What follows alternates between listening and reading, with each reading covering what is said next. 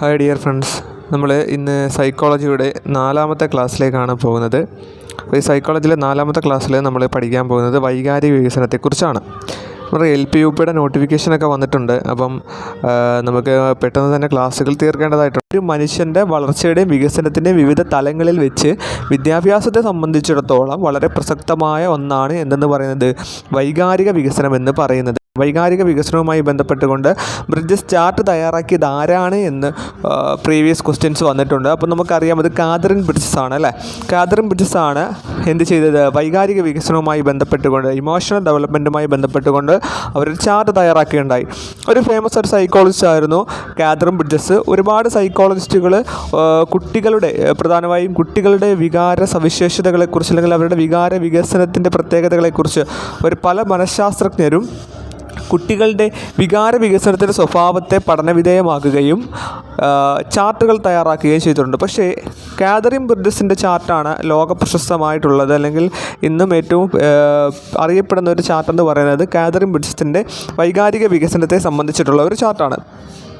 ഈ Catherine bridges ചെയ്തത് എന്താണെന്ന് ചോദിച്ചാൽ, അവർ നവജാത ശിശുക്കൾ മുതൽ 2 വയസ്സ് പ്രായമായ, അതായത് 24 മാസം വരെ പ്രായമായ കുട്ടികളെ നിരീക്ഷിച്ചുകൊണ്ട് ഒരു ചാർട്ട് തയ്യാറാക്കിയാണ് ഉണ്ടായത്. അതായത് ഒരു വാത്സല്യ ഗൃഹം എന്ന് പേര് കൊടുത്ത ഒരു ഗൃഹത്തിൽ വെച്ചുകൊണ്ട് 2 വയസ്സ് വരെയുള്ള കുട്ടികൾ, ജനനം മുതൽ 2 വയസ്സ് ജനിച്ച കുട്ടികൾ മുതൽ 2 വയസ്സ് വരെയുള്ള കുട്ടികളെ വെച്ചുകൊണ്ട് അവരെന്ത് ചെയ്തു, കുറേ നാളത്തെ നിരീക്ഷണത്തിന് ശേഷം അവരൊരു ഡെവലപ്മെൻറ്റൽ ഇമോഷണൽ ഡെവലപ്മെൻറ്റിനെ കുറിച്ചുള്ളൊരു ചാർട്ട് തയ്യാറാക്കുകയുണ്ടായി.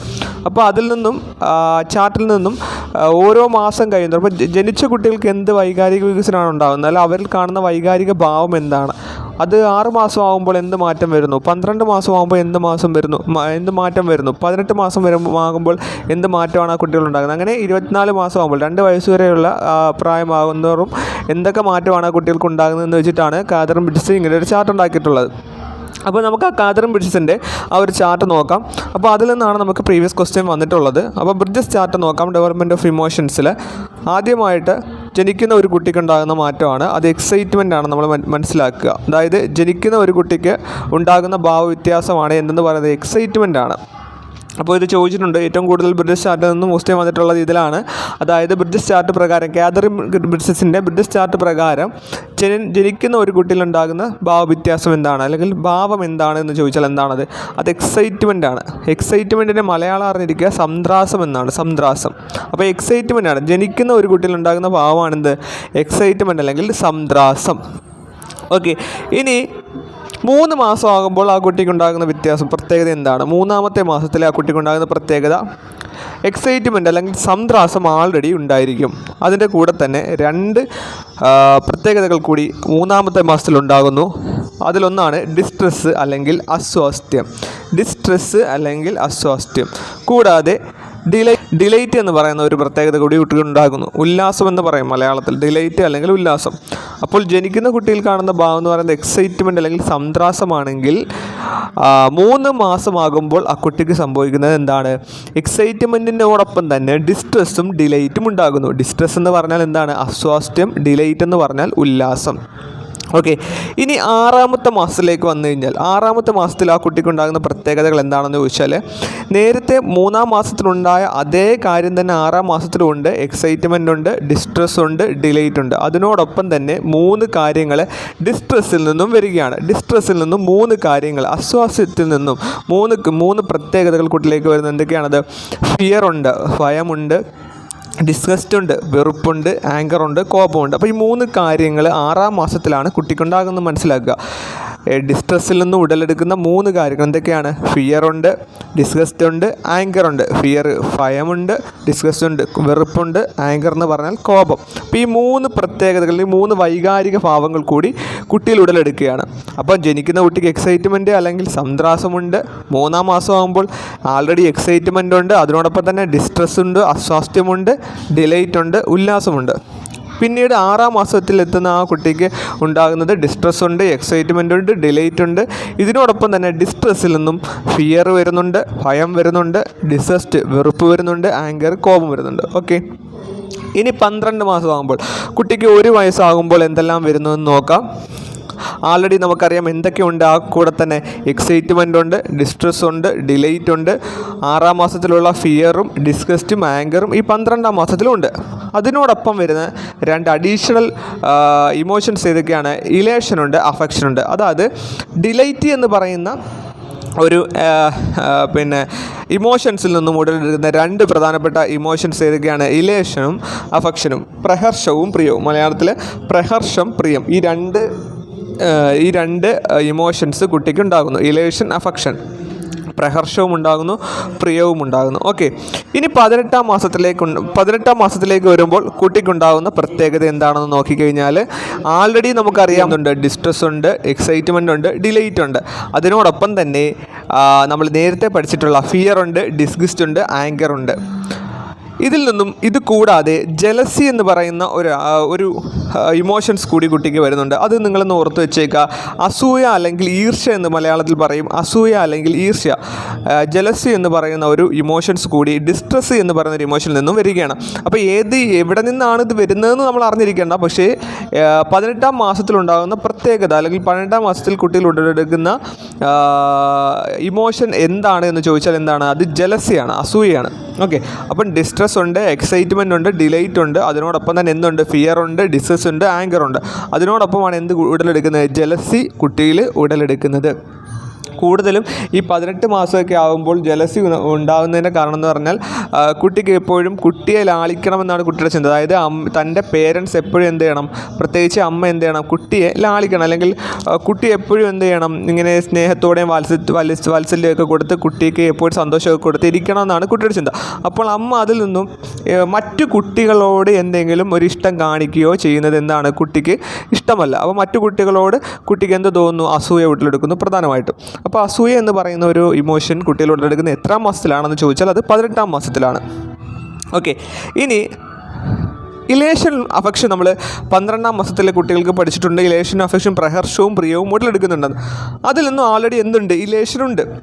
കൂടാതെ ഈ പ്രിയം, അഫക്ഷൻ എന്ന് പറയുന്ന പ്രിയം എന്ന് പറയുന്ന ഈ ഒരു ഇമോഷൻ അഫക്ഷൻ ഫോർ അഡൾട്ട്സിലോട്ടും അഫക്ഷൻ ഫോർ ചിൽഡ്രനിലോട്ടും മാറുന്നുണ്ട്. അതായത് കുട്ടികൾക്ക് എന്താണ്? പ്രായപൂർത്തി ആയവരോടുള്ള പ്രിയവുമുണ്ട്, കുട്ടികളോടുള്ള പ്രിയവും 2 തരത്തിൽ എന്താണ് വേർതിരിച്ച് വരുന്നത്. ഏതൊരു പ്രായത്തിലാണ്? 18 മാസം ആകുമ്പോഴാണ്. കുട്ടികളോടുള്ള ഇഷ്ടവുമുണ്ട്, അതേപോലെ മുതിർന്നവരോടുള്ള കുട്ടിയുടെ ഇഷ്ടവും പ്രകടമാകുന്നത് ഏത് മാസത്തിലാണ്? 18-ാം മാസത്തിലാണ് ഇങ്ങനെ ഒരു പ്രത്യേകത വരുന്നത്. അപ്പോൾ ആൾറെഡി നമ്മൾ അറിഞ്ഞിരിക്കുക, ജലസ് എന്ന് പറയുന്ന, അസൂയ എന്ന് പറയുന്ന, ഈർഷ്യ എന്ന് പറയുന്ന ഒരു ഇമോഷൻ അവിടെ ഉടലെടുക്കുന്നുണ്ടെന്ന് നമ്മൾ ചിന്തിച്ചേക്കുക. പിന്നീട് 24-ാം മാസം എത്തുന്ന കുട്ടി, അതായത് 2 വയസ്സാകുന്ന ഒരു കുട്ടിക്ക് ഉണ്ടാകുന്ന ഏറ്റവും പ്രകടമായ പ്രത്യേകത എന്താണെന്ന് ജോയ്, സന്തോഷം. അപ്പം ബാക്കിയുള്ള പ്രത്യേകതകളെല്ലാം ആൾറെഡി അവിടെ തന്നെ ഉണ്ട്. എക്സൈറ്റ്മെൻ്റ് ഉണ്ട്, ഡിസ്ട്രെസ് ഉണ്ട്, ഡിലൈറ്റ് ഉണ്ട്, ഫിയർ ഉണ്ട്, ഡിസ്ഗസ്റ്റ് ഉണ്ട്, ആങ്കർ ഉണ്ട്, ഇലേഷൻ ഉണ്ട്, അഫെക്ഷൻ ഫോർ അഡൾട്ട്സ് ഉണ്ട്, അഫെക്ഷൻ ഫോർ ചിൽഡ്രൻ ഉണ്ട്. ഇതിനോടൊപ്പം തന്നെ ഡിലൈറ്റിൽ നിന്നും എന്ത് വരുന്നു? ജോയ് എന്ന് പറയുന്ന പുതിയൊരു ഇമോഷണൽ ഡെവലപ്മെൻറ്റ് അവിടെ ഉണ്ടാകുന്നു. അപ്പം ഇത്രയും ആണ് നമ്മൾ പ്രധാനമായിട്ടും ബ്രിഡ്ജസ് ചാർട്ടിൽ പഠിക്കാനുള്ളത്. ഈ ബ്രിഡ്ജസ് ചാർട്ട് തയ്യാറാക്കിയത് കാതറിൻ ബ്രിഡ്ജസ് എന്ന് അറിഞ്ഞിരിക്കുക. കാതറിൻ ബ്രിഡ്ജസ് ജനിച്ച ഒരു ശിശു മുതൽ 24 മാസം, അതായത് 2 വയസ്സ് പ്രായമാകുന്ന കുട്ടികളെ വരെ ഒരു വാത്സല്യ ഗൃഹത്തിൽ വെച്ച് നിരീക്ഷിച്ചിട്ട് കുറേ നാളുകൾക്ക് ശേഷം മനസ്സിലാക്കിയ വിവരങ്ങൾ രേഖപ്പെടുത്തി വെച്ചിട്ട് ലോകപ്രശസ്തമായിട്ടുള്ള ഒരു ചാർട്ടാണ് ബ്രിഡ്ജസ് ചാർട്ട്. ബ്രിഡ്ജസ് ചാർട്ട് പ്രകാരം ജനിക്കുന്ന കുട്ടികളുണ്ടാകുന്ന ഇമോഷണൽ ഡെവലപ്മെൻ്റ് ആണ് എന്തെന്ന് പറയുന്നത്? എക്സൈറ്റ്മെൻറ്റ് അല്ലെങ്കിൽ സംദ്രാസം എന്ന് പറയുന്നത്. അപ്പോൾ ഇത് നമ്മൾ അറിഞ്ഞിരിക്കുക. എക്സൈറ്റ്മെൻറ്റ്, സംദ്രാസം. ജനിക്കുന്ന കുട്ടിയിലുണ്ടാകുന്ന ആദ്യത്തെ വൈകാരിക പ്രകടനം അല്ലെങ്കിൽ വൈകാരിക ഭാവം, വൈകാരിക വികസനം ഏതാണ്? സംദ്രാസം അല്ലെങ്കിൽ എക്സൈറ്റ്മെൻ്റ് ആണെന്ന് നമ്മൾ അറിഞ്ഞിരിക്കുക. 3 മാസമാകുമ്പോൾ കുട്ടിക്കുണ്ടാകുന്നത് എക്സൈറ്റ്മെൻറ്റിനോടൊപ്പം ഡിസ്ട്രെസ് ഉണ്ടാകുന്നു, ഡിലൈറ്റ് ഉണ്ടാകുന്നു, അസ്വാസ്ഥ്യം ഉണ്ടാകുന്നു, ഉല്ലാസം ഉണ്ടാകുന്നു. 6 മാസമാകുമ്പോൾ ഈ ആൾറെഡി ഡിസ്ട്രെസ്സും എക്സൈറ്റ്മെൻറ്റും ഡിലൈറ്റ് അവിടെ തന്നെയുണ്ട്. അതിനോടൊപ്പം തന്നെ ഉണ്ടാകുന്നതാണ് ഫിയർ, ഡിസസ്റ്റ്, ആങ്കർ, ഭയം, വെറുപ്പ്, കോപം. 12-ാം മാസം ആകുമ്പോൾ എന്തൊക്കെ ഉണ്ടാകുന്നു? Distress, excitement, delight, fear, disgust, anchor. ഇതിനോടൊപ്പം തന്നെ എന്തുണ്ടാകുന്നു? പ്രഹർഷവും പ്രിയവും ഉണ്ടാകുന്നു. 18-ാം മാസം ആകുമ്പോൾ ഡിസ്ട്രെസ്സും എക്സൈറ്റ്മെൻറ്റും ഡിലൈറ്റിനും ഫിയറും ഡിസ്ഗസ്റ്റും ആങ്കറും എല്ലാം അതിനോടൊപ്പം തന്നെ എന്ത് വരുന്നു? ജലസി അല്ലെങ്കിൽ അസൂയ, ഈർഷ്യ എന്ന് പറയുന്ന പുതിയൊരു ഡെവലപ്മെൻറ്റ് ഉടലെടുക്കുന്നു. അതിനോടൊപ്പം തന്നെ ഇലേഷനുണ്ട്, അതിനോടൊപ്പം തന്നെ അഫക്ഷനിൽ നിന്നും അഫക്ഷൻ ഫോർ അഡൾട്ട്സ് ആകുന്നു, അഫക്ഷൻ ഫോർ ചിൽഡ്രൻ ആകുന്നു. പിന്നീട് 24-ാം മാസത്തിലുണ്ടാകുന്ന പ്രധാനപ്പെട്ട പ്രത്യേകത എന്താണ്? ഇതിനോടൊപ്പം തന്നെ ജോയ് എന്ന് പറയുന്ന ഇമോഷൻ അവിടെ ഉടലെടുക്കുന്നു. അപ്പോൾ ഇത്രയും കാര്യങ്ങളാണ് ബ്രിട്ടിഷ് ചാർട്ടുമായി ബന്ധപ്പെട്ട് നമുക്ക് പഠിക്കാനുള്ളത്. ഇനി നമുക്ക് പഠിക്കാനുള്ളത് വൈകാരിക ബുദ്ധിയും വൈകാരിക സൂചകവും. Emotional intelligence and emotional quotient. എന്താണ് ഇമോഷണൽ ഇൻ്റലിജൻസ് അല്ലെങ്കിൽ എന്താണ് ഇമോഷണൽ കോഷ്യൻ്റ് എന്ന് നമുക്ക് നോക്കാം. EI and EQ. ആൾറെഡി നമ്മൾ അറിഞ്ഞിരിക്കുക, വൈകാരിക ബുദ്ധി അല്ലെങ്കിൽ ഇമോഷണൽ ഇൻ്റലിജൻസ് എന്ന് പറയുന്ന ഒരു ആശയം ലോകത്ത് ആദ്യമായിട്ട് അവതരിപ്പിക്കുന്നത് ജോൺ മേയറും പീറ്റർ സലോവെ എന്ന് പറയുന്ന 2 സൈക്കോളജിസ്റ്റുകളാണ്. അത് 1990-ലാണ് അവരിങ്ങനൊരു ആശയം കൊണ്ടുവരുന്നത്. വൈകാരിക ബുദ്ധി എന്ന് പറയുന്നൊരു കൺസെപ്റ്റ് ലോകത്തിൽ ആദ്യമായിട്ട് സംഭാവന ചെയ്ത് ലോകത്ത് ആദ്യമായിട്ട് അവതരിപ്പിച്ചത് ആരാണ്? ജോൺ മേയറും പീറ്റർ സലോവയുമാണ്. എന്നാൽ വൈകാരിക ബുദ്ധിശക്തി, ഇമോഷണൽ ഇൻ്റലിജൻസ് എന്ന് പറയുന്ന ഒരു ടെക്സ്റ്റ് എഴുതിയത് ആരാണ്? അത് ഡാനിയൽ ഗോൾമാനാണ്. നമുക്കറിയാം, ഇത് ഒരുപാട് തവണ ചോദിച്ചിട്ടുണ്ട് അല്ലേ. ഇമോഷണൽ ഇൻ്റലിജൻസ് എന്ന് പറയുന്ന പുസ്തകം എഴുതിയത് ആരാണ്? അത് ഡാനിയൽ ഗോൾമാനാണ്.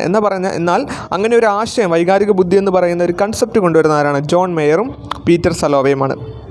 ഓക്കെ, എന്താണ് വൈകാരിക ബുദ്ധി എന്ന് പറഞ്ഞാൽ എന്താണ്? നമ്മുടെയും മറ്റുള്ളവരുടെയും വികാരങ്ങളെ തിരിച്ചറിയുക എന്നാണ് ഏറ്റവും പ്രധാനപ്പെട്ട പ്രത്യേകത. നമ്മുടെ വികാരങ്ങളെ തിരിച്ചറിയുക, അതുപോലെ മറ്റുള്ളവരുടെ വികാരങ്ങളെയും തിരിച്ചറിയുക.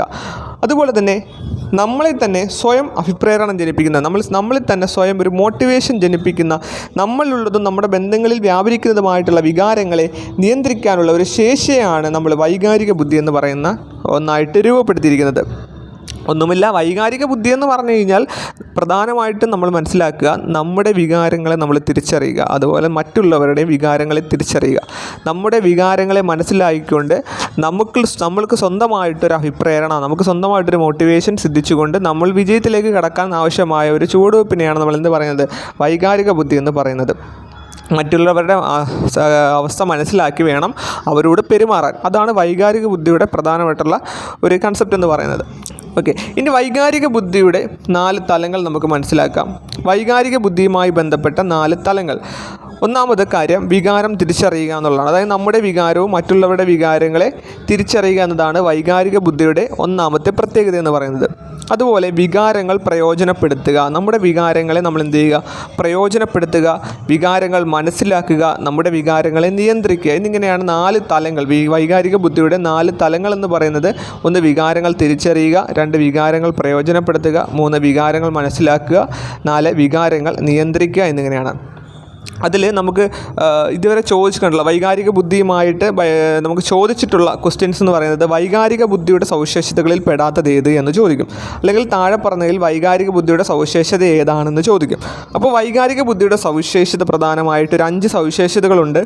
അത് ഒന്ന് അറിഞ്ഞിരിക്കുക. വൈകാരിക ബുദ്ധിയുമായി ബന്ധപ്പെട്ട വൈകാരിക ബുദ്ധിയുടെ സവിശേഷതകൾ 5 എണ്ണം അറിഞ്ഞിരിക്കുക. ഒന്നാമത്തേതാണ് അഹംബോധം അല്ലെങ്കിൽ സെൽഫ് അവെയർനെസ് എന്ന് പറയും. അഹംബോധം, അതായത് നമ്മുടെ അഹത്തിനോടുള്ള ബോധം നമുക്കുണ്ടായിരിക്കണം. അതായത് നമുക്ക് എന്തെല്ലാം കഴിവുകളുണ്ടെന്ന്, നമുക്ക് എന്തെല്ലാം ശേഷികളുണ്ട്, നമുക്ക് എന്തെല്ലാം സ്കില്ലുകളുണ്ട്, നമുക്ക് എന്തെല്ലാം പ്രത്യേകതകളുണ്ട്, നമ്മുടെ കഴിവുകൾ എന്തെല്ലാമാണെന്ന് ഓരോരുത്തരും സ്വന്തമായിട്ട് അറിഞ്ഞിരിക്കണം. എന്നിട്ട് എന്ത് ചെയ്യുക? നമ്മുടെ കഴിവിനൊത്ത് നമ്മൾ വളരാൻ നമ്മളെ പ്രാപ്തരാക്കണം. അതാണ് നമ്മുടെ അഹംബോധം അല്ലെങ്കിൽ സെൽഫ് അവെയർനെസ് കൊണ്ട് ഉദ്ദേശിക്കുന്നത്. സെൽഫ് അവെയർനെസ് എല്ലാ വ്യക്തികൾക്കും അത്യാവശ്യമാണ്. സെൽഫ് അവെയർനെസ് ഉണ്ടെങ്കിൽ മാത്രമേ ഓരോരുത്തരെയും കഴിവും ശേഷിയും തിരിച്ചറിഞ്ഞുകൊണ്ട് അവയെ പ്രയോജനപ്പെടുത്താൻ ഓരോ മനുഷ്യനിക്കും ഓരോ വ്യക്തിക്കും സാധിക്കത്തുള്ളൂ. അപ്പം ഒന്നാമത്തെ കാര്യം സെൽഫ് അവെയർനെസ് ആണ്, അഹംബോധമാണ്. 2 പറഞ്ഞാൽ ആത്മനിയന്ത്രണമാണ് അല്ലെങ്കിൽ സെൽഫ് റെഗുലേഷനാണ്. സ്വന്തം ആത്മാവിനെ നിയന്ത്രിക്കുക. എന്ത് പ്രശ്നം വന്നാലും, ഇപ്പോൾ ഒരു കോപം വന്നു കഴിഞ്ഞാലും എന്താണ് അവിടെ സംയമനം പാലിക്കുക, അല്ലെങ്കിൽ സെൽഫ് റെഗുലേറ്റ് ചെയ്യുക. നമ്മുടെ എന്താ പറയുക, നിയന്ത്രണം. ഒന്നാമത്തെ കാര്യം ക്ഷമയാണ്, ക്ഷമ വേണം. 3-ാമത്തേതാണ് മോട്ടിവേഷൻ, അഭിപ്രേരണ. അതായത് എന്താ പറയുക, നമുക്ക് സ്വന്തമായിട്ടുള്ള ഒരു മോട്ടിവേഷൻ, നമ്മൾ അഭിപ്രേരണ കൊടുക്കുക, നമുക്ക് കിട്ടുമെന്നുള്ളൊരു കോൺഫിഡൻസ് ഉണ്ടാക്കി എടുത്തിട്ട് തന്നെ നമ്മളെ സ്വന്തമായിട്ട് നമ്മുടെ മൈൻഡിനെ മോട്ടിവേഷൻ ചെയ്തുകൊണ്ടിരിക്കുക. നമുക്ക് കിട്ടും എന്നുള്ളൊരു പോസിറ്റീവ് തിങ്കിങ് അവിടെ ഉണ്ടാക്കിയെടുക്കുക. അതേപോലെ പരാജയങ്ങളെയും നിരാശയും തോൽവിയായാലും നമ്മൾ നേരിടാനും നമുക്ക് പ്രാപ്തമാക്കുന്നത് ഈ ഒരു സെൽഫ് മോട്ടിവേഷനിലൂടെയാണെന്ന് മനസ്സിലാക്കുക. 4-ാമത്തെയാണ് വൈകാരിക താതാത്മ്യം അല്ലെങ്കിൽ എമ്പതി.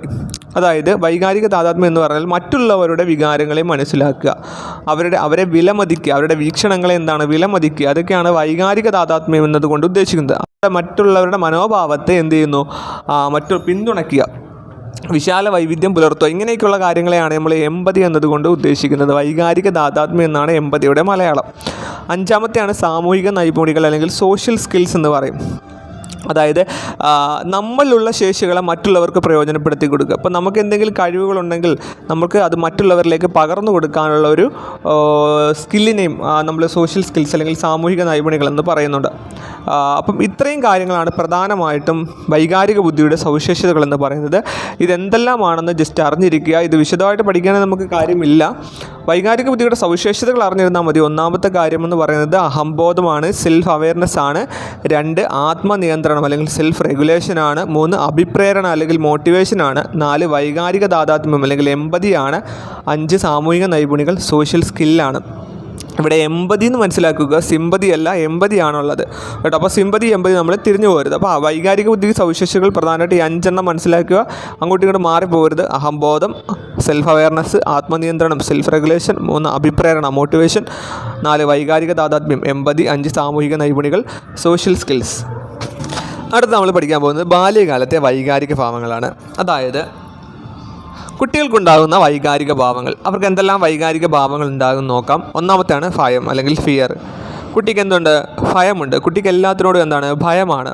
പ്രധാനമായിട്ടും ബാല്യകാലത്തുണ്ടാകുന്ന ഒരു പ്രധാനപ്പെട്ട ഒരു വൈകാരിക പ്രകടനമാണ് ഭയം എന്ന് പറയുന്നത്. കുട്ടിക്ക് ഇല്ലാത്ത കാര്യങ്ങളോട് ഫാൻറ്റസി, യഥാർത്ഥ ഭാവന ഉടലെടുക്കുമെന്ന് നമ്മൾ പഠിച്ചിട്ടുണ്ട്. അപ്പോൾ അതുപോലെ തന്നെ കുട്ടിക്ക് പ്രേതങ്ങൾ, പിശാച്, അങ്ങനെ എന്താ പറയുക, ഇല്ലാത്ത കാര്യങ്ങളോടൊക്കെ കുട്ടിക്ക് വിശ്വാസം ഉണ്ടാവുകയും കുട്ടി ഇല്ലാത്ത കാര്യങ്ങളെ കാണുകയും അതിനോട് പേടി ഉത്ഭവിക്കുകയും ചെയ്യുന്ന ഒരു കാലഘട്ടമാണ് ഈ ഒരു ബാല്യകാലം എന്ന് പറയുന്നത്. അപ്പോൾ കുട്ടിക്ക് എന്തുണ്ട്? 1-ാമത്തെ വൈകാരിക ഭാവം എന്ന് പറയുന്നത് ഭയമാണ്. പ്രധാനമായും കുട്ടിക്ക് എന്താണ്? ഇരുട്ടിനോടായിരിക്കും പേടി ഉണ്ടായിരിക്കുന്നത്. ഇരുട്ടിനെ കുട്ടിക്ക് എപ്പോഴും ഭയമുണ്ടായിരിക്കും. 2-ാമത്തേത് ആകുലത, വറി. കുട്ടി എന്താണ്? എപ്പോഴും വറീഡ് ആവാറുണ്ട്. കുട്ടി ആകുലതപ്പെടാറുണ്ട്.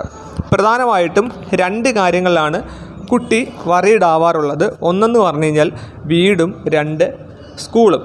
വിദ്യാലയവുമായും സ്കൂളുമായിട്ടും കുട്ടി എന്താണ്? വറീഡ് ആകാറുണ്ട്.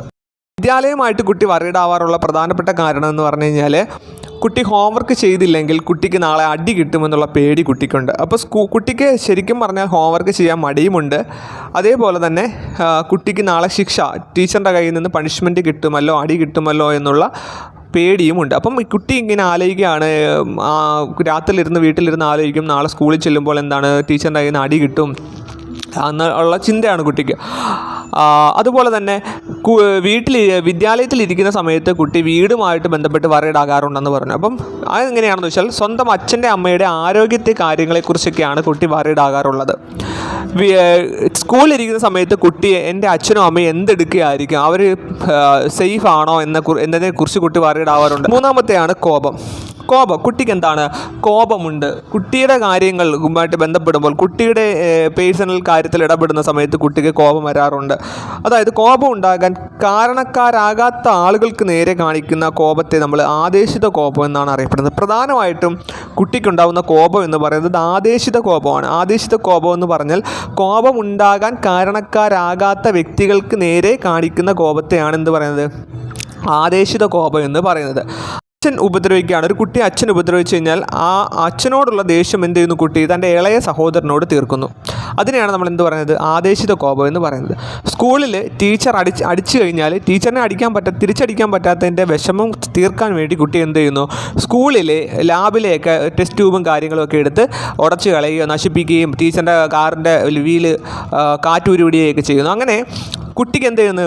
അതിനോട് ടീച്ചറിനോടുള്ള ദേഷ്യം മറ്റ് സാധനങ്ങളോടും സാമഗ്രികളോടും തീർക്കുന്നതിനെയാണ് അവൾ ആദേശിത കോപം എന്ന് പറയുന്നത്. ഇനി 4-ാമത്തേതാണ് പ്രിയം. കുട്ടിക്ക് എന്തുണ്ട്? പ്രിയമുണ്ട്. തൻ്റെ ആവശ്യങ്ങൾ ശ്രദ്ധിക്കുന്നവരോടും കൂടെ കളിക്കുന്നവരോടും തനിക്ക് ആനന്ദവും സംതൃപ്തിയും നൽകുന്നവരോടും കുട്ടിക്ക് എന്തുണ്ട്? പ്രിയമുണ്ട്. ഓക്കെ, അപ്പോൾ ഈ 4 കാര്യങ്ങളാണ് കുട്ടിക്ക് ഉള്ളത് എന്ന് നമ്മൾ മനസ്സിലാക്കുക. കുട്ടിക്കുണ്ടാകുന്ന വൈകാരിക ഭാവങ്ങളാണ് ഭയം, ആകുലത, കോപം, പ്രിയം. ഇനി ശിശുവികാരങ്ങളുടെ സവിശേഷതകൾ നോക്കാം. ശിശുവികാരങ്ങളുടെ സവിശേഷതയിൽ 1-ാമത്തേതാണ് വികാരങ്ങൾ തീവ്രങ്ങളാണെന്ന് മനസ്സിലാക്കുക. വികാരങ്ങൾ എന്താണ്? തീവ്രങ്ങളാണ്. കുട്ടി കരഞ്ഞു കഴിഞ്ഞാൽ എന്താണ്? കുട്ടി ശക്തമായിട്ട് കരയുന്നു. ഇപ്പോൾ കുട്ടിയുടെ കയ്യിലിരിക്കുന്ന ഒരു ടോയ് നമ്മൾ പിടിച്ചു വാങ്ങുകയാണ്. അപ്പോൾ എന്ത് ചെയ്യുന്നു? കുട്ടി ഭയങ്കരമായിട്ട് എന്താണ് പറയുക, പൊട്ടിത്തെറിച്ചിട്ട് കുട്ടി കരയുകയാണ്. പക്ഷെ നമ്മൾ ആ ഒരു ടോയ് എന്ത് ചെയ്യുന്നു? കുട്ടിയുടെ കയ്യിലേക്ക് നമ്മൾ തിരിച്ചു കൊടുക്കുന്ന സമയത്ത് കുട്ടിക്ക് ആ ഒരു കരച്ചിൽ അവിടെ നിന്നു, കുട്ടി എന്ത് ചെയ്യുന്നു, ചിരിക്കാൻ തുടങ്ങുന്നു. ഓക്കെ, അപ്പോൾ വികാരങ്ങൾ എന്താണ്, തീവ്രങ്ങളാണ്. കുട്ടി കരഞ്ഞു കഴിഞ്ഞാൽ അതിശക്തമായിട്ട് കരയും, കുട്ടി ചിരിക്കുവാണെങ്കിൽ നല്ലോണം അതിശക്തമായിട്ട് ചിരിക്കും. അപ്പോൾ എങ്ങനെയൊക്കെ ആയാലും കുട്ടിയുടെ വികാരങ്ങൾ എന്താണ്, തീവ്രങ്ങളാണ്. അതേപോലെ കുട്ടിയുടെ വികാരങ്ങൾ ഹ്രസ്വായുസാണ്. കുറച്ച് അല്പസമയത്തേക്ക് കുട്ടിയുടെ വികാരങ്ങളൊക്കെ കാണത്തുള്ളൂ. അതാണ് നമ്മൾ പറഞ്ഞത്, കുട്ടിയുടെ കയ്യിൽ നിന്ന് ടോയ് വാങ്ങുന്ന സമയത്ത് കുട്ടി അതിശക്തമായിട്ട് കരയുകയും തിരിച്ചു കൊടുക്കുമ്പോൾ കുട്ടി നല്ലവണ്ണം എന്ത് ചെയ്യുന്നു, ചിരിക്കുകയും ചെയ്യുന്നു. അപ്പോൾ കുറച്ച് നേരത്തേക്കേ ഉള്ളൂ എന്താ പറയുന്നത്, ഈ വികാരങ്ങളെല്ലാം കുറച്ച് സമയത്തേക്ക് മാത്രമേ ഉള്ളൂ. അതിങ്ങനെ മാറി മാറി വരികയും ചെയ്യും. ഇപ്പം വികാരങ്ങൾ എന്താണ്, മാറി മാറി വരുന്നു. കോപത്തിൽ നിന്ന് പുഞ്ചിരിയിലേക്കും, പുഞ്ചിരിച്ചുകൊണ്ട് നിന്ന കുട്ടി വീണ്ടും കണ്ണീര് കരയാനൊക്കെ തുടങ്ങുന്നു. അപ്പോൾ ഇങ്ങനെ എന്താണ്, വികാരങ്ങൾ മാറി മാറി വരുന്നു. കൂടാതെ വികാര പ്രകടനങ്ങൾ കൂടെ കൂടെ ഉണ്ടാവുകയും ചെയ്യുന്നു. ഒരേ വികാരം തന്നെ ആവർത്തിക്കും, ഒരു ദിവസം തന്നെ പല വികാരങ്ങൾ കുട്ടിക്ക് ഉണ്ടാവുകയും ചെയ്യുന്നു.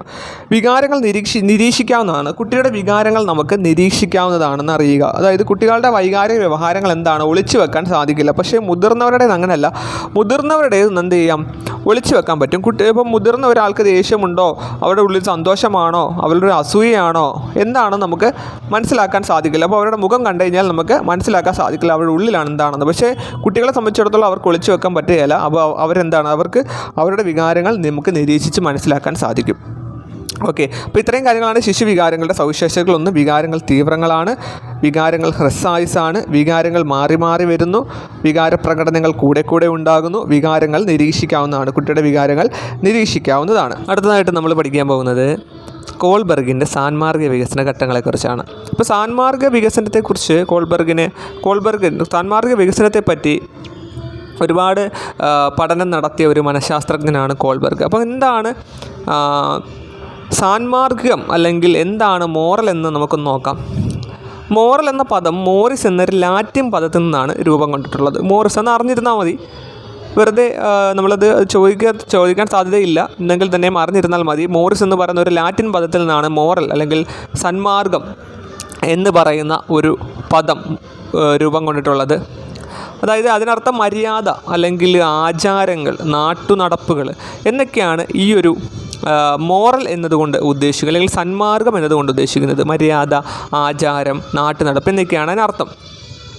അതായത് സാൻമാർഗിക വികസനം നമ്മുടെ സന്മാർഗ ധാരണകളെയും സന്മാർഗ വ്യവഹാരത്തെയും ഒക്കെ സൂചിപ്പിച്ചുകൊണ്ട് അതിൻ്റെ ധാരണകളെ വികസിച്ച് തുടങ്ങുന്നത് നല്ലതെന്ത്, ചീത്ത എന്ത് എന്നതും അതുപോലെ തന്നെ ശരി ഏത്, തെറ്റേത് എന്നൊക്കെ മനസ്സിലാക്കാൻ ആരംഭിക്കുന്നതോടെയാണ് മോറൽ എന്ന് പറയുന്ന പദത്തിൻ്റെ ഒരു അർത്ഥം കിട്ടുന്നത്. അതായത് നല്ലതെന്ത്, ചീത്ത എന്ത്, അല്ലെങ്കിൽ ശരി ഏത്, തെറ്റേത്, അങ്ങനെയുള്ള കാര്യങ്ങൾ, അങ്ങനെയുള്ള ധാരണകളെക്കുറിച്ചായിട്ടാണ് നമ്മൾ മോറൽ എന്ന് പറയുന്ന ഒരു പദത്തെക്കുറിച്ച് അല്ലെങ്കിൽ സന്മാർഗം എന്നതുകൊണ്ട് ഉദ്ദേശിക്കുന്നത്.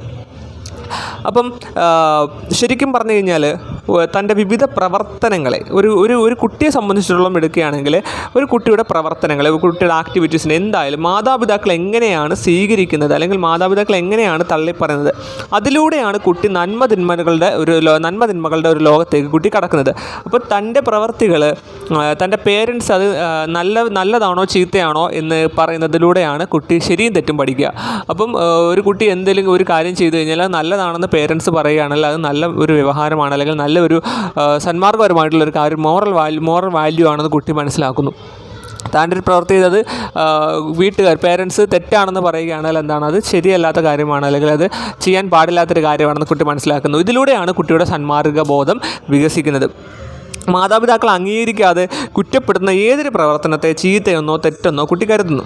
മറിച്ച് അവരുടെ അനുവാദവും സ്വീകരണം ലഭിക്കുന്ന പ്രവർത്തനങ്ങൾ നല്ലതും ശരിയും എന്ന് വിശേഷിപ്പിക്കപ്പെടുന്നു. കുട്ടിക്കൊരു സമ്മാനം കിട്ടുന്ന അല്ലെങ്കിൽ സമ്മാനിതമാകുന്ന ഒരു പ്രവർത്തനങ്ങൾ നല്ലതും ശരിയെന്ന് വിശേഷിപ്പിക്കപ്പെടുകയും സമ്മാനിതമാകുന്ന ഒരു പ്രവൃത്തി കുട്ടിയെ ആനന്ദിപ്പിക്കുകയും അവൻ അതിനെ നല്ലതും ശരിയുമായി കരുതുകയും ചെയ്യുന്നു. മറിച്ച് ഫലം ശിക്ഷയാണെങ്കിൽ എന്ത് ചെയ്യുന്നു, അത് ചീത്തയും തെറ്റുമായിട്ട് കരുതപ്പെടുന്നു. അപ്പോൾ ഇങ്ങനെയാണ് കുട്ടിയുടെ സന്മാർഗ വികസനം നടക്കുന്നത്.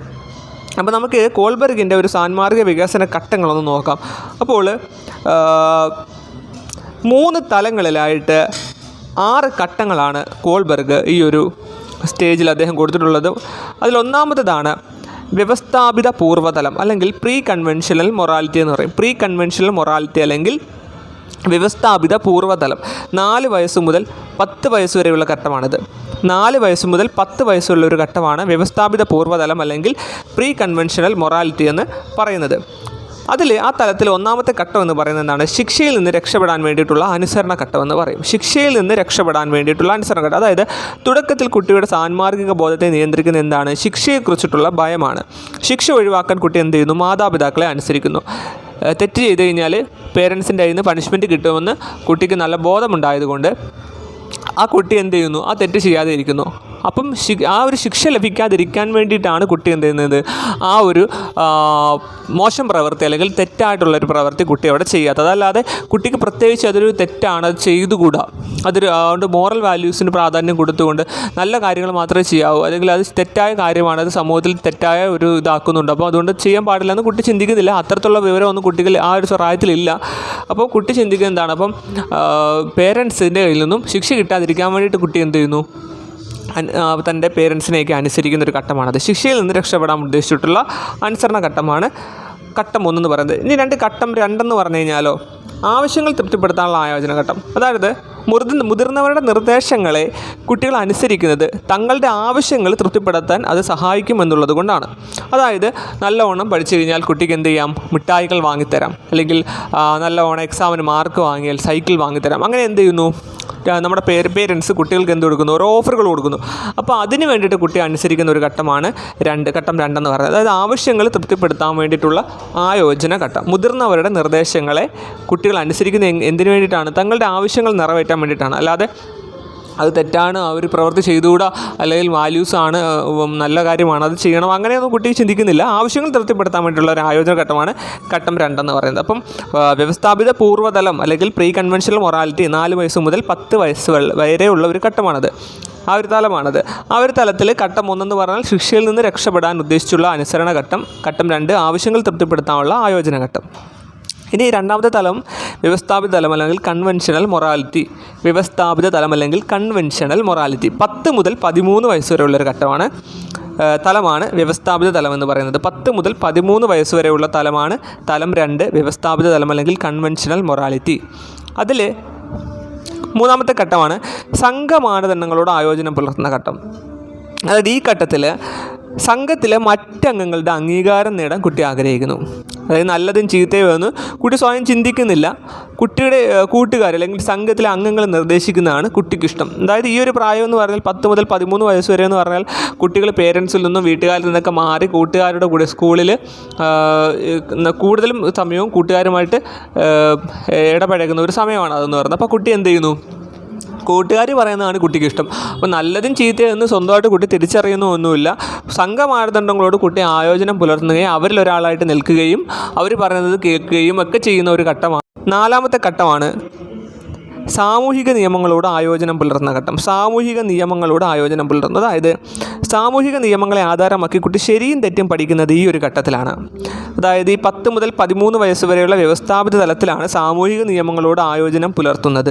ഈ 13 വയസ്സൊക്കെ ആകുന്ന സമയത്ത് ഏകദേശം ഒരു 8ാം ക്ലാസ്സിലൊക്കെ പഠിക്കുന്ന ഒരു കുട്ടിയെ സംബന്ധിച്ചിടത്തോളം എന്താണ്, സാമൂഹിക നിയമങ്ങളെക്കുറിച്ച് കുട്ടി ബോധവാനാകുകയും സാമൂഹിക നിയമങ്ങളെ ആധാരമാക്കി എന്ത് ചെയ്യുന്നു? കുട്ടി ഓരോ ശരിയും തെറ്റുമൊക്കെ പഠിച്ചു തുടങ്ങുകയൊക്കെ ചെയ്യുന്നു. അതായത് സമൂഹത്തിൽ നിന്നുള്ള കുറ്റപ്പെടുത്തലുകൾ ഒഴിവാക്കാൻ വേണ്ടിയിട്ടാണ് കുട്ടി എന്ത് ചെയ്യുന്നത്?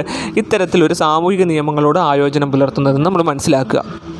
സാമൂഹിക നിയമങ്ങളുടെ ആയോജനം പുലർത്തുന്നത് ഏത് ഘട്ടത്തിലാണെന്ന് മനസ്സിലാക്കുക? വ്യവസ്ഥാപിത തലത്തിലാണെന്ന് മനസ്സിലാക്കുക. സംഘമാനദണ്ഡങ്ങളോട് ആയോജനം പുലർത്തുന്ന ഘട്ടവും സാമൂഹിക നിയമങ്ങളോട് ആയോജനം പുലർത്തി വരുന്ന ഘട്ടവും ഏതാണ്? വ്യവസ്ഥാപിത തലത്തിലാണ്. ഇനി മൂന്നാമത്തെ തലമാണ് വ്യവസ്ഥാപിതാനന്തര തലം, പോസ്റ്റ് കൺവെൻഷണൽ മൊറാലിറ്റി. 13 വയസ്സിന് ശേഷമാണ് ഈ ഒരു ഘട്ടം അല്ലെങ്കിൽ ഈ ഒരു തലം ഉടലെടുക്കുന്നത്. അതിൽ ഘട്ടം 5 എന്ന് പറയുന്നത് അംഗീകരിക്കപ്പെട്ട നിയമങ്ങളുമായും സന്മാർഗ മാതൃകകളുമായിട്ടും ആയോജനം പുലർത്തുന്ന ഘട്ടം. അംഗീകരിക്കപ്പെട്ട നിയമങ്ങളുമായും സന്മാർഗ മാതൃകകളുമായിട്ടും ആയോജനം പുലർത്തുന്ന ഒരു ഘട്ടമാണ്. അതായത് മനുഷ്യാവകാശങ്ങളെക്കുറിച്ചും സാമൂഹിക ക്ഷേമത്തെക്കുറിച്ചുമൊക്കെ കുട്ടി യുക്തിപൂർവ്വം ചിന്തിക്കുന്നത് ഈ ഒരു ഘട്ടത്തിലാണ്.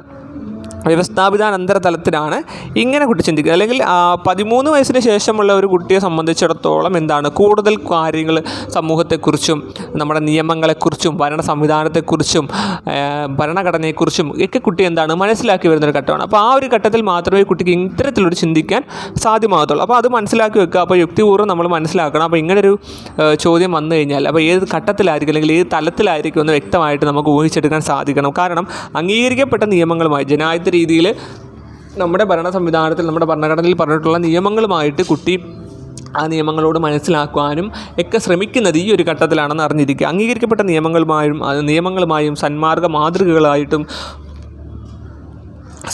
മാതൃകകളുമായും ആയോജനം പുലർത്തുന്ന ഒരു ഘട്ടമാണ് ഘട്ടം 5. അതായത് ഈ 3ാമത്തെ തലത്തിലാണെന്ന് മനസ്സിലാക്കുക. ഇനി 6ാമത്തെ ഘട്ടമാണ് സാർവലൗകികമായ സാന്മാർഗിക സിദ്ധാന്തങ്ങളുമായിട്ട് കുട്ടി ആയോജനം പുലർത്തുന്ന ഘട്ടം. അതായത് സ്വന്തം മനസാക്ഷിക്കൊത്ത് സാർവലൗകികമായ സമത്വത്തിന് വേണ്ടിയിട്ട് എന്ത് ചെയ്യുന്നു, കുട്ടി പ്രയത്നിക്കുന്നു. സാർവലൗകികമായ സമത്വത്തിന് യൂണിവേഴ്സലി കുട്ടി എന്ത് ചെയ്യുന്നു, ചിന്തിക്കാൻ തുടങ്ങുന്നൊരു ഘട്ടമാണ് ഇതെന്ന് പറയുന്നത്. ലോകരാജ്യങ്ങളെക്കുറിച്ച് മനസ്സിലാക്കുവാനും പ്രശ്നങ്ങളെക്കുറിച്ച് പഠിക്കുവാനും ഓരോ രാജ്യത്തും നടക്കുന്ന പ്രശ്നങ്ങളെക്കുറിച്ച് അറിയുവാനും മനസ്സിലാക്കുവാനും യുദ്ധങ്ങൾക്കെതിരെ പ്രതികരിക്കുവാനും ഒക്കെ കുട്ടി സ്വായത്തമാകുന്നത് ഈ ഒരു ഘട്ടത്തിലാണ്. സാർവലൗകികമായ സാന്മാർഗിക സിദ്ധാന്തങ്ങളുമായിട്ട് ആയോജനം പുലർത്തുന്ന ഒരു ഘട്ടമാണ് ഈ ഒരു ഘട്ടം എന്ന് മനസ്സിലാക്കുക. അപ്പോൾ ഇത്തരത്തിലൊക്കെ ചിന്തിക്കണമെങ്കിലും അത് ഈ ഒരു ഘട്ടത്തിലായിട്ട് വന്നാലേ, അതായത് 13 വയസ്സിന് ശേഷമുള്ള വ്യവസ്ഥാപിതാനന്തര തലത്തിൽ മാത്രമേ കുട്ടിക്ക് സാധ്യമാകത്തുള്ളൂ എന്ന് നമ്മൾ സ്വന്തമായിട്ട് നമ്മൾ മനസ്സിലാക്കുക. അത് നമുക്കറിയാവുന്നൊരു കാര്യമാണ്. അപ്പം കോൾബർഗിൻ്റെ സാന്മാർഗിക വികസന ഘട്ടങ്ങളാണ് നമ്മൾ പഠിച്ചത്. അതിൽ 3 തലങ്ങളുണ്ട്. 1ാമത്തെ തലം വ്യവസ്ഥാപിത പൂർവ്വതലം, 4 വയസ്സ് മുതൽ 10 വയസ്സ് വരെയുള്ള തലമാണ്. അതിൽ 1ാമത്തെ ഘട്ടം എന്ന് പറയുന്നത് ശിക്ഷയിൽ നിന്ന് രക്ഷപ്പെടാൻ വേണ്ടിയിട്ടുള്ള അനുസരണ ഘട്ടമാണ്. 2 ആവശ്യങ്ങൾ തൃപ്തിപ്പെടുത്താൻ വേണ്ടിയിട്ടുള്ള ആയോജന ഘട്ടമാണ്. അപ്പോൾ ശിക്ഷയിൽ നിന്ന് രക്ഷപ്പെടാൻ എന്ന് പറഞ്ഞാൽ പേരൻസിൻ്റെ ശിക്ഷ ഒഴിവാക്കാൻ വേണ്ടിയിട്ട് കുട്ടി വാല്യൂസുകളൊക്കെ ചെയ്യുന്നു, അല്ലെങ്കിൽ സന്മാർഗപരമായിട്ട് അനുസരിക്കുന്നവർ. 2 ആവശ്യങ്ങൾ തൃപ്തിപ്പെടുത്താനുള്ള ആയോജന ഘട്ടം എന്ന് പറഞ്ഞാൽ അവരുടെ ആവശ്യങ്ങൾ നിറവേറ്റി കൊടുക്കുമ്പോൾ അവരുടെ ആവശ്യങ്ങൾ നിറവേറ്റി കൊടുക്കുന്നപ്പോൾ അതിന് വേണ്ടിയിട്ട് അവരെന്ത് ചെയ്യുന്നു, പേരൻസ് മുതിർന്നവരെ അനുസരിക്കുന്ന ഒരു ഘട്ടമാണ് 2ാമത്തെ ഘട്ടം. 3ാമത്തെ ഘട്ടം വ്യവസ്ഥാപിത തലത്തിലും സംഘമാനദണ്ഡങ്ങളോട് ആയോജനം പുലർത്തുന്നു. ഘട്ടം 4 സാമൂഹിക നിയമങ്ങളോട് ആയോജനം പുലർത്തുന്നു. വ്യവസ്ഥാപിതാനന്തര തലം 13 വയസ്സിന് ശേഷം വരുന്നതാണ്. അംഗീകരിക്കപ്പെട്ട നിയമങ്ങളോടും സന്മാർഗ മാതൃകകളോടും ആയോജനം പുലർത്തുന്നു. സാർവലൗകിക സാന്മാർഗിക സിദ്ധാന്തങ്ങളുമായിട്ടും ആയോജനം പുലർത്തുന്ന ഘട്ടമാണ് ഈ ഒരു വ്യവസ്ഥാപിതാനന്തര തലത്തിലെ ഘട്ടം 6. അപ്പോൾ ഇത്രയും കാര്യങ്ങൾ നമ്മൾ ജസ്റ്റ് ഒന്ന് മനസ്സിലാക്കി വെക്കുക. വളരെ സിമ്പിളാണ്. കോൾബർഗിൻ്റെ സാന്മാർഗിക വികസന ഘട്ടം വന്നു കഴിഞ്ഞാൽ അവിടെ നമുക്ക് മാർക്ക് ഒരിക്കലും പോകത്തില്ല. കാരണം എപ്പോഴും നമുക്ക് ഈസി ആയിട്ട് കിട്ടാവുന്ന ഒരു കാര്യമാണ് കോൾബർഗിൻ്റെ സാന്മാർഗിക വികസന ഘട്ടം. എളുപ്പത്തിൽ നമുക്കത് പഠിച്ചെടുക്കുകയും ചെയ്യാം.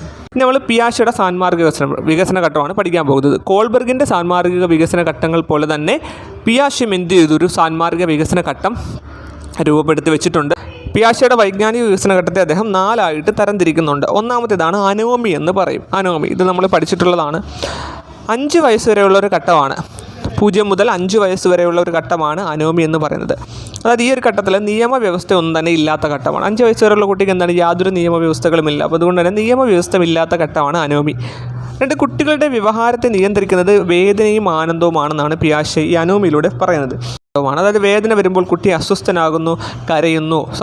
ആനന്ദം വരുമ്പോൾ കുട്ടി എന്ത് ചെയ്യുന്നു, ഉല്ലാസവാനാകുന്നു, ചിരിക്കുന്നു. അപ്പം കുട്ടിയുടെ വ്യവഹാരത്തെ നിയന്ത്രിക്കുന്നത്, അല്ലെങ്കിൽ മോറൽ വാല്യൂസിനെ നിയന്ത്രിക്കുന്നത് എന്താണ്, വേദനയും ആനന്ദവുമാണ്. അപ്പോൾ 5 വയസ്സുള്ള കുട്ടിയെ സംബന്ധിച്ചിടത്തോളം കുട്ടിക്ക് വേദന വരുമ്പോൾ എന്ത് ചെയ്യുന്നു, കുട്ടി വിഷമിക്കുന്നു. അതുപോലെ കുട്ടിക്ക് സന്തോഷം വരുമ്പോൾ കുട്ടി ചിരിക്കുന്നു. അങ്ങനെയാണ് കുട്ടിയുടെ വ്യവഹാരത്തെ, അതാണ് കുട്ടിയുടെ വ്യവഹാരത്തെ നിയന്ത്രിക്കുന്നത്. അതായത് മറ്റുള്ള കാര്യങ്ങളൊന്നും കുട്ടിക്ക് അറിയില്ല. നിയമവ്യവസ്ഥയൊന്നും തന്നെ ഇല്ലാത്ത ഘട്ടമാണ് അനോമി എന്ന് പറയുന്നത്. 2ാമത്തെ ഘട്ടമാണ് ഹെറ്ററോണമി അതോറിറ്റി. 5 വയസ്സ് മുതൽ 8 വയസ്സ് വരെയുള്ള ഘട്ടമാണ് ഹെറ്ററോണമി അതോറിറ്റി എന്ന് പറയുന്നത്. 5 മുതൽ 8 വയസ്സ് വരെയുള്ള ഒരു ഘട്ടം. അതിൽ പ്രതിഫലവും ശിക്ഷയുമാണ് ഈ ഘട്ടത്തിൽ സാന്മാർഗിക വികസനത്തെ ക്രമപ്പെടുത്തുന്നത് എന്ന് നമ്മൾ മനസ്സിലാക്കുക.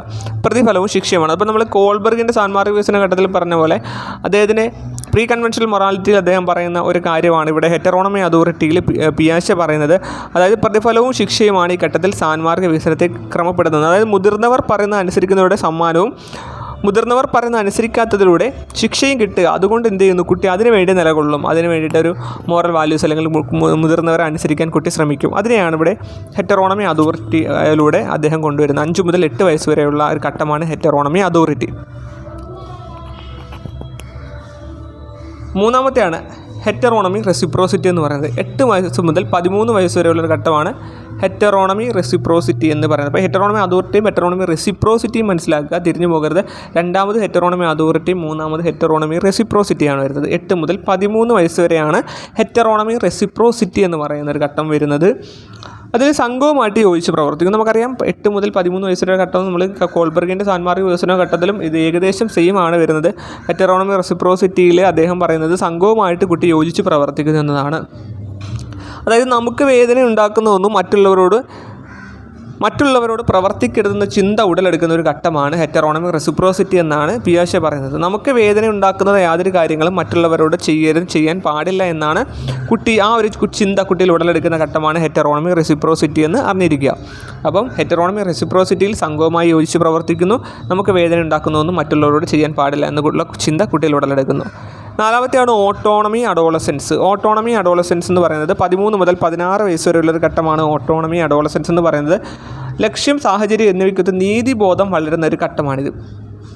ലക്ഷ്യം, സാഹചര്യം എന്നിവയ്ക്കൊത്ത്. അപ്പം ഈ ഒരു ഘട്ടത്തിൽ ഓട്ടോണമി അഡോളസെൻസ് പീരീഡ് എത്തുന്ന ഒരു കുട്ടി എന്താണ്, കുട്ടിക്ക് കുറേ ലക്ഷ്യങ്ങളൊക്കെ ഉടലെടുക്കുന്നുണ്ട്, നീതിബോധമൊക്കെ കുട്ടിക്ക് ഉടലെടുക്കുന്നുണ്ട്. അപ്പോൾ അത് നമുക്ക് ചിന്തിക്കാവുന്നേ ഉള്ളൂ. അപ്പോൾ ഇത്രയും പ്രായമാവുന്ന 13 വയസ്സ് മുതലുള്ള ഒരു കുട്ടിക്ക് മാത്രമേ, അല്ലെങ്കിൽ അഡോളസെൻറ്റ് പീരീഡിൽ എത്തുന്ന ഒരു കുട്ടിക്ക് മാത്രമേ എന്ത് ചെയ്യാൻ പറ്റത്തുള്ളൂ, ഇത്തരത്തിലൊരു ചിന്ത ഉടലെടുക്കത്തുള്ളൂ. അപ്പോൾ ലക്ഷ്യമുണ്ടാകത്തുള്ളൂ, നീതിബോധം. ലക്ഷ്യവും സാഹചര്യം എന്നിവയ്ക്കൊത്ത് എന്താണ്, ഒരു നീതിബോധം വളരുന്ന ഘട്ടമാണ് എന്ന് പറയുന്നത് ഓട്ടോണമി അഡോളസെൻസ് എന്ന് പറയുന്നത്. അതുകൊണ്ട് തന്നെ പിയാഷെ ഈ ഒരു ഘട്ടത്തെ നീതിബോധത്തിൻ്റെ ഘട്ടം, ഇക്വിറ്റി അല്ലെങ്കിൽ നീതിബോധത്തിൻ്റെ ഘട്ടമെന്നാണ് വിശേഷിപ്പിക്കുന്നത്. അപ്പോൾ പിയാഷെ നീതിബോധത്തിൻ്റെ ഘട്ടമെന്ന് വിശേഷിപ്പിക്കുന്ന അദ്ദേഹത്തിൻ്റെ മോറൽ ഡെവലപ്മെൻറ്റ് സ്റ്റേജ് ഏതാണെന്ന് ചോദിച്ചാൽ അത് ഓട്ടോണമി അഡോളസെൻസ് ആണ്. ഓക്കെ, അപ്പോൾ പിയാഷെയുടെ സാൻമാർഗിക വികസന ഘട്ടം ഇത്രയും മാത്രമേ ഉള്ളൂ. ഒന്നാമത്തേതാണ് അനോമി, 5 വയസ്സ് വരെയാണ്, നിയമവ്യവസ്ഥയില്ലാത്ത ഘട്ടമാണ്. കുട്ടികളുടെ വ്യവഹാരത്തെ നിയന്ത്രിക്കുന്നത് വേദനയും ആനന്ദവുമാണ്. വേദന വരുമ്പോൾ കുട്ടി അസ്വസ്ഥനാകുന്നു, ആനന്ദം വരുമ്പോൾ കുട്ടി ഉല്ലാസവാനാകുന്നു. രണ്ടാമത്തേതാണ് ഹെറ്ററോണമി അതോറിറ്റി, 5 വയസ്സ് മുതൽ 8 വയസ്സ് വരെയുള്ള ഘട്ടമാണ്. പ്രതിഫലവും ശിക്ഷയുമാണ് ഈ ഘട്ടത്തിൽ സാൻമാർഗിക വികസനത്തെ നിയന്ത്രിക്കുന്നത്. മുതിർന്നവർ പറയുന്നത് അനുസരിക്കുന്നതിലൂടെ സമ്മാനവും അനുസരിക്കാതിരുന്നാൽ ശിക്ഷയും ലഭിക്കുന്നത് കൊണ്ട് കുട്ടി അതിന് വേണ്ടിയിട്ട് നിലകൊള്ളുന്നു. മൂന്നാമത്തേതാണ് ഹെറ്ററോണമിക് റെസിപ്രോസിറ്റി, 8 വയസ്സ് മുതൽ 13 വയസ്സ് വരെയുള്ള ഘട്ടമാണിത്. സംഘവുമായി യോജിച്ച് പ്രവർത്തിക്കുന്നു, നമുക്ക് വേദനയുണ്ടാക്കുന്നു, മറ്റുള്ളവരോട് ചെയ്യാൻ പാടില്ല എന്നുള്ള ചിന്ത കുട്ടികൾ ഉടലെടുക്കുന്നു. നാലാമത്തേതാണ് ഓട്ടോണമി അഡോളസെൻസ്, 13 മുതൽ 16 വയസ്സ് വരെയുള്ളൊരു ഘട്ടമാണിത്. ലക്ഷ്യവും സാഹചര്യവും ഒക്കെ അനുസരിച്ചുകൊണ്ട് ലക്ഷ്യവും സാഹചര്യം എന്നിവയ്ക്കൊത്ത് നീതിബോധം വളരുന്ന ഘട്ടമാണ്. അതുകൊണ്ട് തന്നെ നീതിബോധത്തിൻ്റെ ഘട്ടം, ഇക്വിറ്റി എന്നൊക്കെ പിയാഷെ വിശേഷിപ്പിച്ചത് ഈ ഒരു ഘട്ടത്തെയാണ്. ഓക്കെ, അടുത്ത് നമ്മൾ ഭാഷയെക്കുറിച്ച് പഠിക്കാൻ പോവുകയാണ്. ഭാഷയെക്കുറിച്ച് പഠിക്കുന്ന സമയത്ത് ഭാഷാ പഠനത്തിലെ ക്രമം നമുക്ക് ചോദിച്ചിട്ടുണ്ട് അല്ലേ. ഭാഷാ പഠനത്തിലെ ക്രമം എങ്ങനെയാണെന്ന് ചോദിച്ചിട്ടുണ്ട്, അതൊന്ന് മനസ്സിലാക്കുക. അത് എളുപ്പത്തിൽ നമുക്ക് LSRW എന്ന് പഠിക്കാം. ആദ്യം വരുന്നത് ലിസണിങ്, 2 സ്പീക്കിങ്, 3 റീഡിങ്, 4 റൈറ്റിങ്. അങ്ങനെയാണ് LSRW എന്ന് പറയുന്നത്. Listening, speaking, reading, writing, LSRW. ലിസണിങ്ങിൻ്റെ മലയാളം ശ്രവണം, സ്പീക്കിങ്ങിൻ്റെ മലയാളം ഭാഷണം, 6 റീഡിങ്ങിൻ്റെ മലയാളം വായന, റൈറ്റിങ് ലേഖനം, എഴുത്തല്ല ലേഖനം. അപ്പോൾ അത് ചോദിച്ചിട്ടുണ്ട്, ഒരുപാട് തവണ ചോദിച്ചിട്ടുണ്ട്. ആ ക്രമപ്പെടുത്തി ഭാഷാ പഠനത്തിൽ ക്രമീകരണം എഴുതുക എന്ന് പറഞ്ഞിട്ട് നമുക്ക് ചോദിക്കുക. അപ്പോൾ കറക്റ്റായിട്ടുള്ള ഒരു ക്രമത്തിൽ നമ്മൾ പഠിച്ചു വെച്ചേക്കുക. Listening, speaking, reading, writing, LSRW എന്ന് അറിഞ്ഞിരുന്നാൽ നമുക്കത് സിമ്പിളായിട്ട് കിട്ടും.